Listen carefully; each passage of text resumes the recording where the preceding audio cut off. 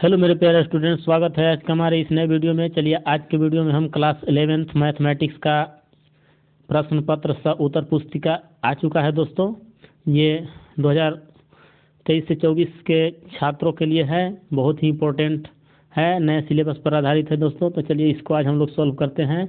इसमें नए नए क्वेश्चन और बहुत ही चैप्टर वाइज अच्छा तरीका से क्वेश्चन को इसमें इंक्लूड किया गया है।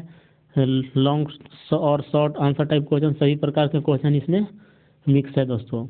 ये सिलेबस बहुत ही अच्छा है, इसको आप ध्यान से पढ़ेंगे। चलिए देखते हैं क्वेश्चन को हम लोग। यहाँ पे देखिए बायलिंगुअल लैंग्वेज में है, यानी कि हिंदी और इंग्लिश दोनों लैंग्वेज में प्रश्न को इंक्लूड किया गया है। सबसे पहले क्वेश्चन नंबर हम लोग को है मल्टीपल चॉइस क्वेश्चन। तो इसमें देखिए फर्स्ट क्वेश्चन दिया हुआ है एक समुच्चय है। पहला क्वेश्चन दोस्तों पूछ रहा है कि एक समुच्चय है। तो यहाँ पे देखिए समुच्चय की परिभाषा हम लोग क्या पढ़े थे, सबसे पहले डिफिनीशन जानना जरूरी है। तो हम लोग के समुच्चय की परिभाषा होता है वस्तुओं का संग्रह। यहाँ पे ऑप्शन दिया हुआ है सुपरिभाषित वस्तुओं का संग्रह, वस्तुओं का चुनाव, इनमें से कोई नहीं। तो देखिए वस्तुओं के सुपरिभाषित संग्रह को सेट बोला जाता है। तो यानी कि सुपरिभाषित वस्तुओं का संग्रह, ऑप्शन नंबर बी आपका राइट आंसर होगा।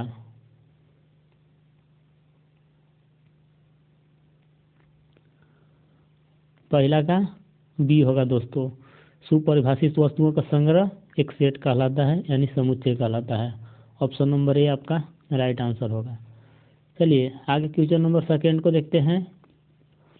यहाँ पे समुच्चय दिया हुआ है और उसका समुच्चय निर्माण रूप में दिया हुआ है एक से एक धनात्मक पूर्णांक है और एक से स्क्वायर छोटा है 10 से। तो यहाँ पे देखिए चार ऑप्शन दिया हुआ है। यहाँ पे एक से स्क्वायर छोटा है 10 से। तो चलिए हम लोग इसको, ये समुच्चय निर्माण में है, इसको हम लोग रोस्टर रूप में लिखते हैं। तो देखिए इसमें 10 से छोटा एक से एक प्राकृतिक संख्या है, धनात्मक पूर्णांक, यानी कि धनात्मक, सॉरी दोस्तों, प्राकृतिक संख्या नहीं, धनात्मक पूर्णांक है। तो एक से स्क्वायर का मान 10 से कम होना चाहिए। तो हम लोग देखिए 1 ले सकते हैं, 2 लेंगे तो यहाँ पे 4 आएगा जो 10 से कम आएगा। 3 ले सकते हैं, 3 लेंगे तो 3 3 के 9। अब देखिए 4 नहीं लेंगे, क्योंकि 4 अगर यहाँ पे x का मान 4 लेते हैं तो हो जाएगा 4 चौके 16, जो कि 10 से बड़ा हो जाएगा। तो 10 से छोटा होना चाहिए, यानी कि हम लोग के 1 और 3 और सॉरी दोस्तों 1 2 और 3 राइट आंसर होगा। तो ऑप्शन नंबर यहाँ पे सेकेंड का बी होगा। चलिए आगे नेक्स्ट क्वेश्चन को देखते हैं।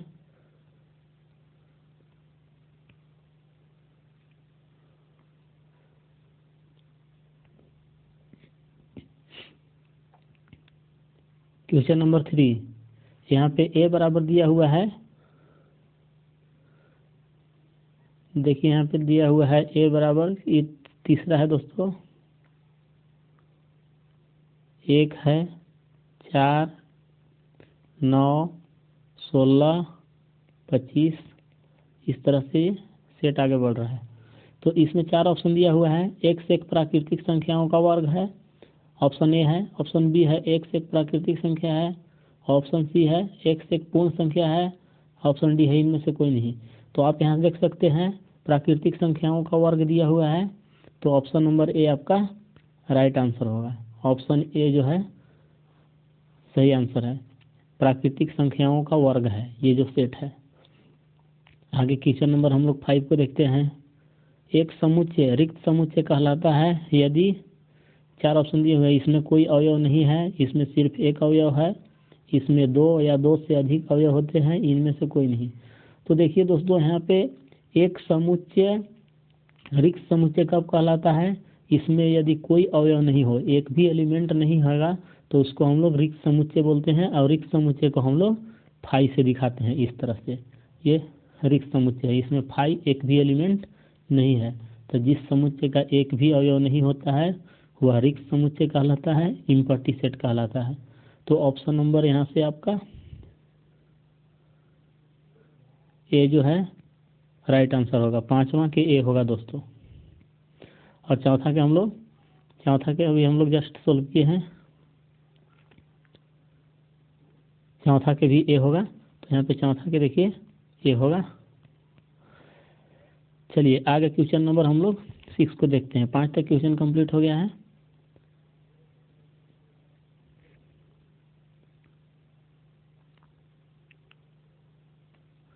क्वेश्चन नंबर 6 यहाँ पे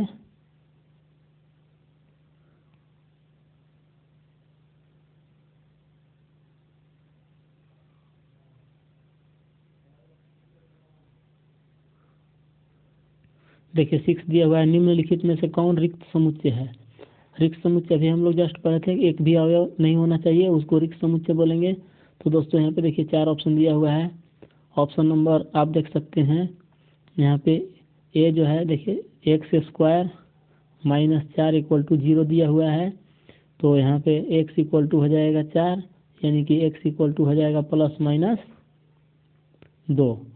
अब यहाँ पे x का वैल्यू ±2 हो गया तो 4 ऑप्शन दिया हुआ है। देखिए यहाँ पे बता रहा है कि 2 जो है x का मान 2 से बड़ा होना चाहिए, -2 से बड़ा, और यहाँ से 2 से छोटा। दूसरा है x का मान जो है 2 के बराबर होना चाहिए। तीसरा दिया हुआ है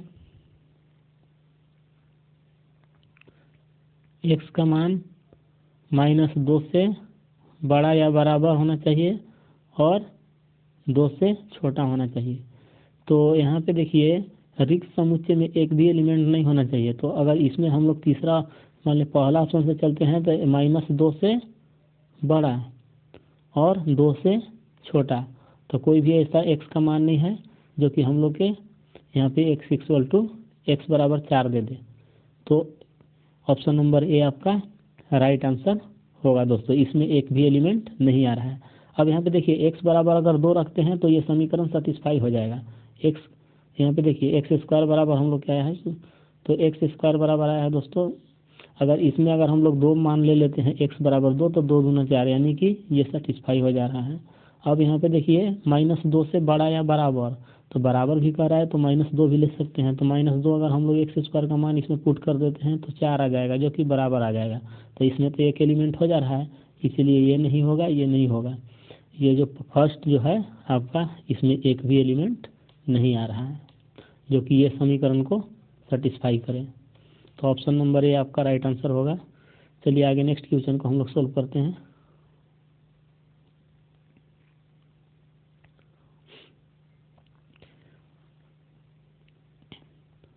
क्वेश्चन नंबर 7। क्वेश्चन नंबर 7 दिया हुआ है समुच्चय। यहाँ पे देखिए समुच्चय निर्माण रूप में है a = दिया हुआ है x सच दैट 1, जो x का मान 1 से बड़ा होना चाहिए और 2 से छोटा होना चाहिए, और यहाँ पे x बिलोंग्स टू n, यानी कि x जो है नेचुरल नंबर है। तो इसमें कह रहा है कि रिक्त समुच्चय है, अपरिमित समुच्चय है, परिमित समुच्चय है, इनमें से कोई नहीं।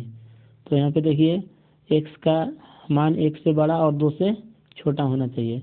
तो ऐसा कोई भी मान नहीं है जो कि x का मान 1 से बड़ा और 2 से छोटा हो, तो इसमें एक भी एलिमेंट नहीं है, तो इसलिए रिक्त समुच्चय है।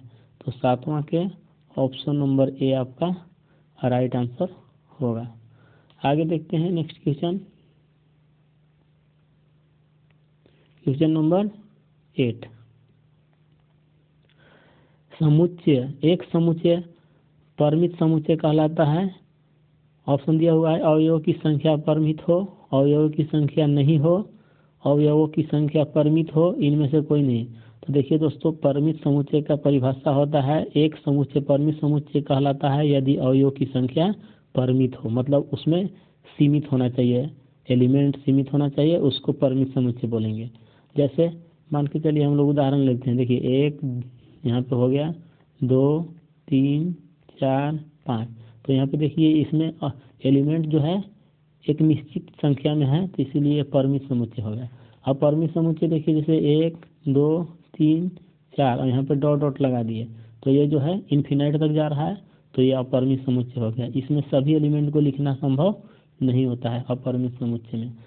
तो ऑप्शन नंबर आपको सी राइट आंसर होगा। 8वां पे सी होगा दोस्तों, सी को टिक करेंगे। चलिए आगे नेक्स्ट क्वेश्चन को हम लोग सोल्व करते हैं।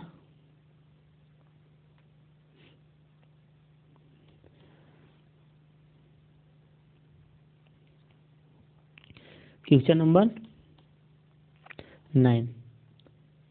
क्वेश्चन नंबर 9 पढ़ते हैं। एक समुच्चय अपरिमित समुच्चय कहलाता है यदि अवयव की संख्या अपरिमित हो। अपरिमित समुच्चय में एलिमेंट जो होते हैं अपरिमित होते हैं। अभी अपरिमित का हम बताए थे कि सभी संख्याओं उसमें सभी एलिमेंट को लिखना संभव नहीं होता है, इसलिए हम लोग डॉट 3 डॉट लगा के लिखते हैं। तो ऑप्शन नंबर ए आपका राइट आंसर होगा दोस्तों। अपरिमित समुच्चय में अवयव की संख्या अपरिमित होती है, याद रखेंगे। चलिए आगे क्वेश्चन नंबर 10 देखिए। दो समुच्चय ए और बी समान समुच्चय कहलाते हैं। 10वां के समान कब कहलाएगा? दोनों में अवयव पूर्ण रूप से समान हो, दोनों में अवयवों की संख्या समान हो। तो दोस्तों इसमें ऑप्शन नंबर देखिए यहाँ पे सी दिया हुआ है, दोनों की लंबाई समान हो, इनमें से कोई नहीं। तो ऑप्शन सी और डी तो नहीं होगा, ऑप्शन ए और बी को हम लोग चेक।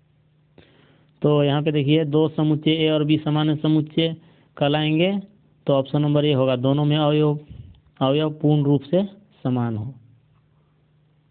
तो ए आपका राइट आंसर होगा, 10वां के ए होगा दोस्तों, ये सही आंसर है। चलिए आगे नेक्स्ट क्वेश्चन, क्वेश्चन नंबर 11। 11 को देखते हैं। 11 दिया हुआ है, सभी अपरिमित समुच्चय को व्यक्त नहीं किया जा सकता है।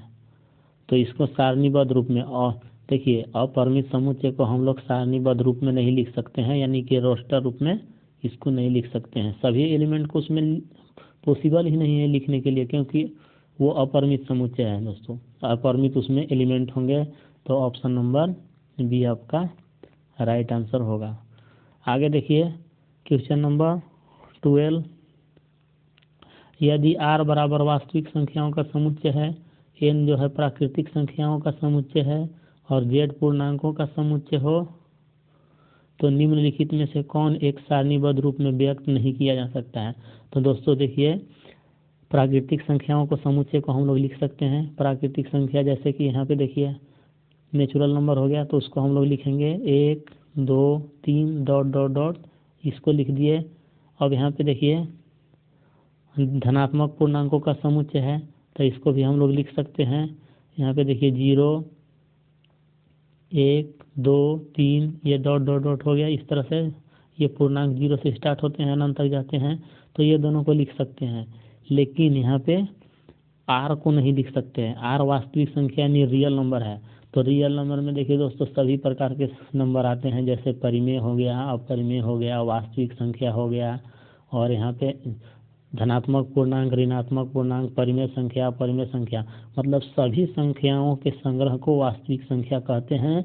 तो वास्तविक संख्या के संग्रह को सारणीबद्ध रूप में नहीं लिखा जा सकता है। तो ऑप्शन नंबर सी आपका राइट आंसर होगा दोस्तों। याद रखिएगा रियल नंबर में सभी नंबर आते हैं, परिमेय, अपरिमेय, पूर्णांक आएंगे, धनात्मक पूर्णांक, ऋणात्मक पूर्णांक, प्राकृतिक संख्या, पूर्ण संख्या, मतलब सभी संख्याओं के ग्रुप को रियल नंबर बोला जाता है। तो रियल नंबर को हम लोग इसमें नहीं नोट कर सकते हैं। चलिए आगे नेक्स्ट क्वेश्चन को सोल्व करते हैं।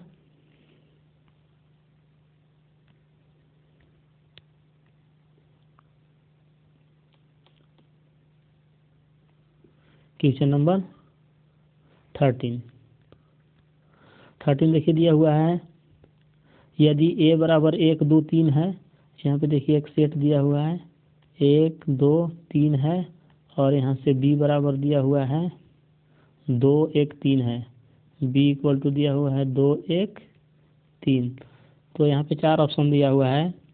पहला है a बराबर b, ऑप्शन में लिख देते हैं a बराबर b।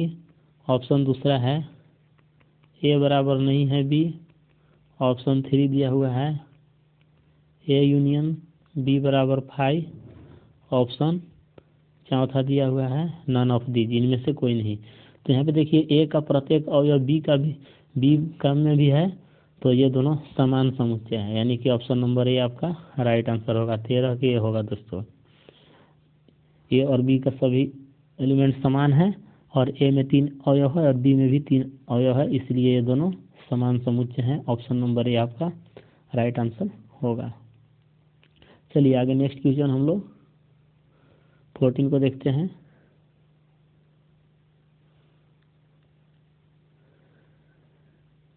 यदि समुच्चय ए का प्रत्येक अवयव समुच्चय का बी का भी अवयव हो तो ए कहलाता है। चलिए इसको ऑप्शन को हम लोग पढ़ते हैं।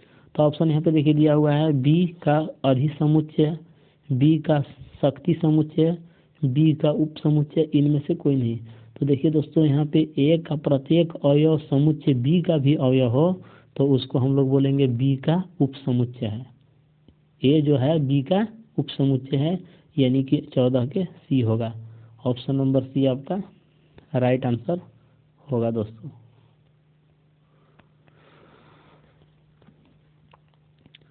तो दोस्तों आज के लिए बस इतना ही। आगे हम लोग और बहुत सारा क्वेश्चन है तो उसको हम लोग थोड़ा थोड़ा छोटा छोटा वीडियो के माध्यम से इसको सभी को सोल्व करेंगे।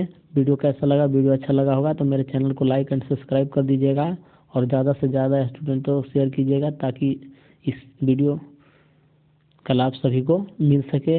यदि आप मेरे टेलीग्राम चैनल से जुड़ना चाहते हैं तो इसका लिंक जो है हम डिस्क्रिप्शन बॉक्स में पिन कर देंगे। आप वहां से क्लिक करके आप मेरे यूट्यूब चैनल के माध्यम से टेलीग्राम चैनल से जुड़ सकते हैं दोस्तों, और वहां से CKGS का अच्छा तैयारी कर सकते हैं। मिलते हैं नेक्स्ट वीडियो के साथ, तब तक के लिए धन्यवाद।